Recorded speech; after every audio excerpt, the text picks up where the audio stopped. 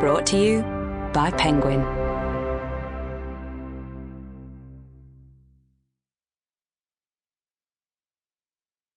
Ruth and Pen by Emilie Pine. Read by Jody O'Neill.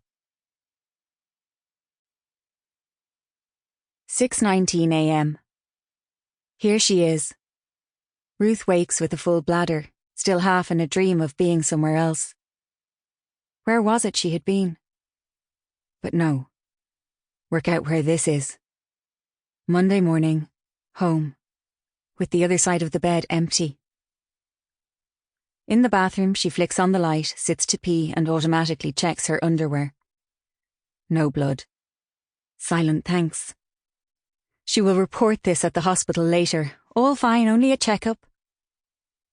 It's not so easy to quell the fear, though. Maybe she should go back to bed for a few last moments. It's still early enough. But she has that sticky after feeling of a feverish night. May as well shower. She dips down to make sure the plug is out and there is a rush of dizziness, a clouding. Is this what you want? He had asked last night, almost as they were hanging up. And Ruth had thought, what if I tell the truth? Perhaps, though, he wasn't really asking. Perhaps he didn't want to know the answer. She cannot now even remember his intonation.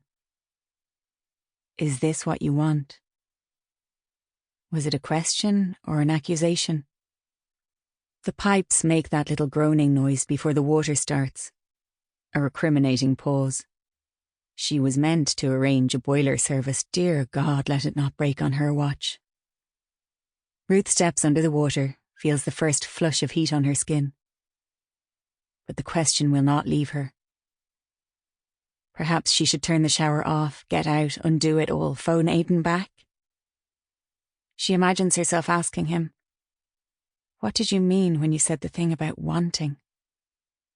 But he is probably still asleep. He can sleep through anything. Noise, emotional turmoil, you name it, he has slept, is sleeping through it. It is one more fact in her case against him, that he is a good sleeper. Shampoo twice, that's a thing she does now. Once with the cheap stuff, once with the lemongrass. Sometimes she gives herself a blast of cold water at the end. But this morning, Ruth turns the heat up, hoping to melt the anxiety knotted in her chest. Water off, fan still whirring.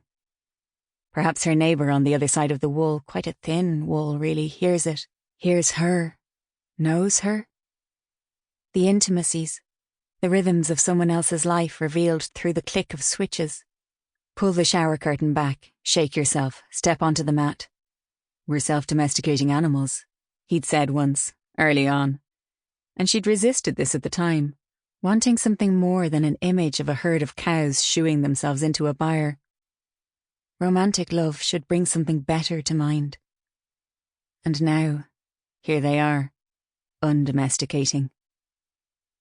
The towel snags a little on the door hook. Loop it up, pull it down, wrap yourself. Try to remember what he said before the wanting part. Something about how she did not consider at all. She had tuned out, though, before the full onslaught, a protective instinct. So she cannot now say exactly what it was she did not consider, though she can make a fair guess, of course. The point is, she considers a lot. Too much. Back in the bedroom, glance at the clock. Still not even 7. Rest on the side of the bed just for a moment. It wasn't surprising, really, that she hadn't taken in what he was saying. He had not come home. He had not come home, that was the thing. Sunday morning had come and gone, and at midday all she'd got was a text saying, delayed. Anything could have happened. Ruth should get dressed, dry her hair, pull herself together.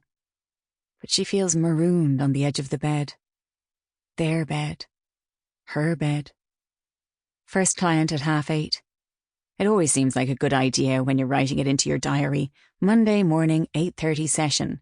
Like, yes, that will give me a good start to the week. Now it feels like one more act of sabotage. Some threads on the towel. A wedding present, hanging loose. She picks at one. Feet frozen, and yet she does not move. Sample complete. Ready to continue?